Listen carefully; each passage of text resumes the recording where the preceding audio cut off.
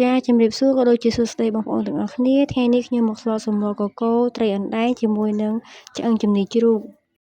ចាហើយចំពោះបន្លែដែលយើងត្រូវយកមកប្រើហ្នឹងដែលបងប្អូនបានឃើញនៅក្នុងវីដេអូនេះអញ្ចឹងគឺមានដូចជាស្លឹកបាសស្លឹកម្រុំត្រួយម្រះហើយក្នុងនោះដែរក៏មានផ្លែចេកដិបខ្នុរល្ហុងហើយនិងត្រប់ហើយអ្វីដែលកាន់តែពិសេសជាងនោះទៅទៀតហ្នឹងគឺមានសណ្តែកគួរល្ពៅហើយនិងម្ទេសផ្លោកហើយចំពោះម្ទេសផ្លោកនេះដែរបើបងប្អូនអត់ចូលចិត្តទេបងប្អូនមិនបាច់ដាក់ក៏បានដែរបងប្អូនចាឥឡូវយើងមកកន្លែងមើលគ្រឿងដែលចាំបាច់នៅពេលដែលយើងយកមកទៅស្លគឺមានដូចជាប្រហុកអង្ករលីងគ្រឿងបុកខ្ទឹមសជាមួយនឹងស្លឹកក្រូចសើចជាដើមចាហើយចំពោះសាច់ដែលខ្ញុំបានជ្រើសរើសយកមកស្លនៅថ្ងៃនេះដែរគឺមានដូចជាត្រីអណ្ដែងហើយនិងឆ្អឹងជំនីជ្រូកបងប្អូន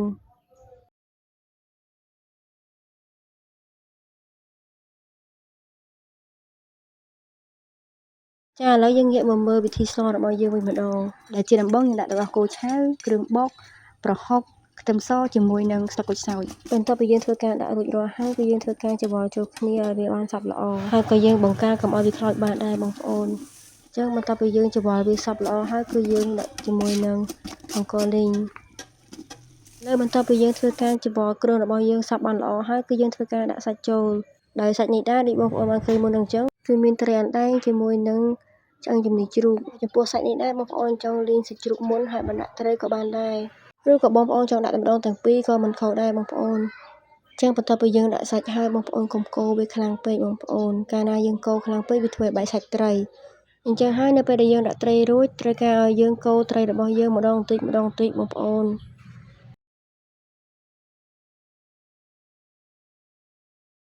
ចាអញ្ចឹងឥឡូវយើងឃើញថា